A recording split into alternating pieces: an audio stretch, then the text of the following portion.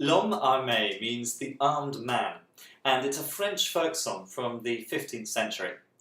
We usually have the name of the composer up here at the top, but you'll see that instead it says Anon, which is short for anonymous.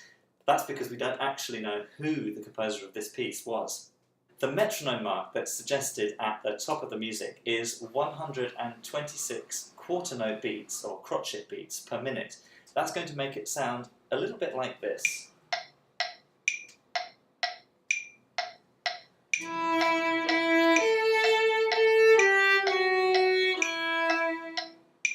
Now, because it's such a beautiful and sorrowful piece of music, you might be tempted to play it slowly to really kind of squeeze all the emotion out of it. But the problem with that is that it's going to sound quite stodgy and heavy if you play it like that.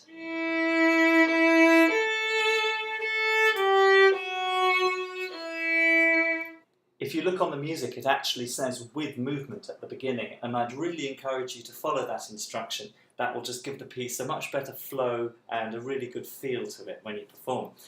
You can always practice things slowly. In fact, you should always practice things slowly, so don't be afraid to gradually speed up the piece once you know it better to eventually reach the suggested metronome mark.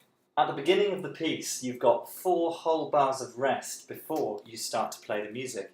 In these 4 bars, the piano is going to be playing, so make sure that you familiarise yourself with what's in the piano part. That's really important to make sure that you come in the right place. I'd also recommend that you have your violin in position before the piano player starts at the beginning of the piece. Otherwise, you're going to have to put the violin up during those 4 bars, and that could distract your audience. Check out the accents in bar 9 and in bar 30. The accent marks mean that the notes should have a louder sound and that they should have extra emphasis, especially at the beginning of the note. Here's bar 9 without the accents. Here it is with accents. You can also increase the emphasis on the accents by adding a bit of extra speed at the beginning of the stroke. It's a bit like a singer would use their breathing just to exhale very quickly at the beginning of a short, sharp note. La, la, la. It's just the same for us, only using the bow. The comma at the end of bar 13 is just like a comma in written text. It just puts a little bit of a pause in between 2 notes so that you can gently place the notes with all the space and the time that you feel the music needs. I'm going to play from 2 bars before the comma.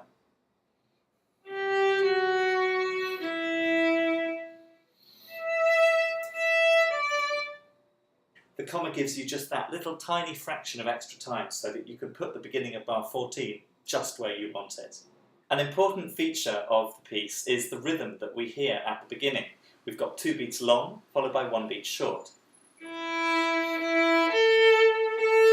We need to be really careful here with the bow division.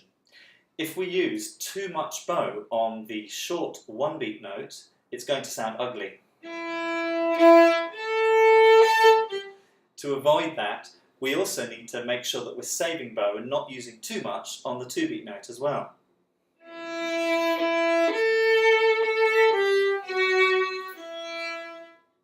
The passage from bar 14 to bar 24 works really well in the upper part of the bow.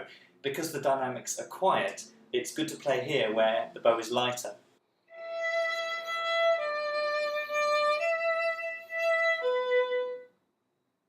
Be very careful with the C sharps in bars 20 and 23. This catches a lot of people out. It's easy to misread them and play a C natural instead. Remember that the key we're in means that we're always playing C sharps in this piece. Here on the final note of the piece, we've got a sforzando. Isn't that a great word? What it means is a sudden emphasis. What you need to do is to rapidly speed up the bow on the final note to give the sforzando effect. If you like, when you take the bow off, you can also create a bit of a physical flourish. As long as you don't overdo it, that can look really good as well. Here are the last 3 bars of the piece, and this is what the sforzando is going to sound like.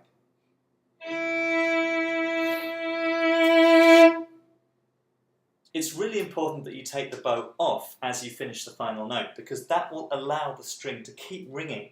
If you keep the bow on the string, it'll kill the vibrations completely, which doesn't sound so good.